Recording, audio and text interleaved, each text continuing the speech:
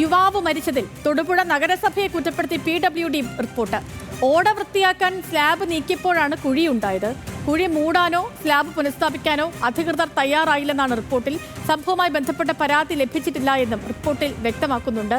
Alvin വിവരങ്ങളുമായിട്ടുണ്ട്. Alvin, ഇന്നലെ ഈ PWD ഓഫീസിലേക്ക് വലിയ പ്രതിഷേധം ഒക്കെ നടന്നതാണ്. കോൺഗ്രസിന്റെ നേതൃത്വത്തിൽ വലിയ പ്രതിഷേധമൊക്കെ നടന്നിരുന്നു.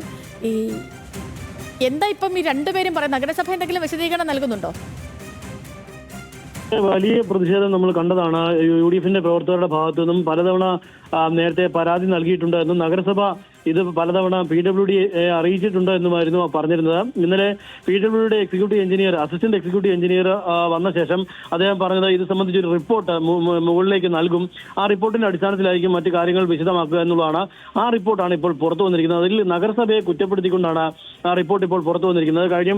കഴിഞ്ഞ മഴക്കാലത്ത് അവിടെ ഉണ്ടായ ഈ കലുങ്കിന് മുകളിൽ ഉണ്ടായിരുന്ന സ്ലാബുകൾ അത് നഗരസഭയാണ് അവിടെ നിന്ന് എടുത്തു മാറ്റിയത്. അപ്പോൾ ആ സ്ലാബുകൾ എടുത്തു മാറ്റിയ സമയത്ത് ഈ സ്ലാബുകൾ തകരുകയും പിന്നീട് ആ സ്ലാബുകൾ അവിടെ പുനഃസ്ഥാപിക്കപ്പെട്ടിട്ടില്ല എന്നുമാണ് ഇപ്പോൾ PWDയുടെ കുറ്റപ്പെടുത്തൽ എന്ന നിലയിൽ റിപ്പോർട്ട് പോയിട്ടുള്ളത്. നഗരസഭയാണ് ഇതിന് കുഴിക്ക് കാരണക്കാരൻ നഗരസഭയാണ് എന്നുള്ള നിലയിലാണ് ഇപ്പോൾ പറയുന്നത്. പക്ഷേ നഗരസഭ ചെയർപേഴ്സൺ അടക്കം ഇന്നലെ പറഞ്ഞത് നേരത്തെ ഈ വിഷയങ്ങളുമായി ബന്ധപ്പെട്ട് കഴിഞ്ഞ കുറെ നാളുകളായി ഇത് PWDക്ക് പൊതുമരാമത്ത് വകുപ്പിന് പരാതി നൽകിയിട്ടുണ്ട് എന്നുള്ളതായിരുന്നു. പക്ഷേ അത് പൂർണ്ണമായും തള്ളിക്കൊണ്ടാണ് ഇപ്പോൾ ഈ റിപ്പോർട്ട് പുറത്തു വന്നിട്ടുള്ളത്.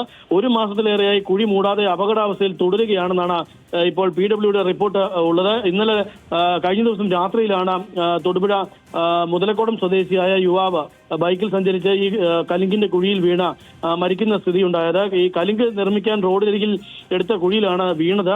ഈ കലിങ്ക് കാലങ്ങളെ അവിടെ മൂടാതെ കിടക്കുന്നു എന്നുള്ളത് ഇതിന് തൊട്ടടുത്തുള്ള കടയിലെ ആളുകൾ അല്ലെങ്കിൽ ഇതിനടുത്ത് തൊട്ടടുത്തുള്ള കെട്ടിടത്തിന്റെ ഉടമസ്ഥർ ഉൾപ്പെടെയുള്ളവർ പറഞ്ഞിരുന്നു.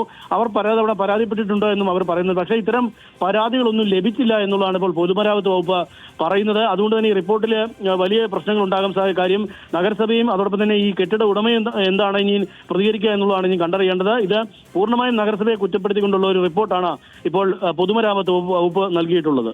ഓക്കെ, ശരി ആൽവിനെ. ഇനിയിപ്പം ആൽവിൻ പറഞ്ഞ പോലെ തന്നെ നഗരസഭ ഇതിൽ ഇനിയിപ്പോൾ എന്താ നഗരസഭയ്ക്ക് പറയാനുള്ളതെന്ന് നമുക്ക് കാത്തിരുന്നറിയാം.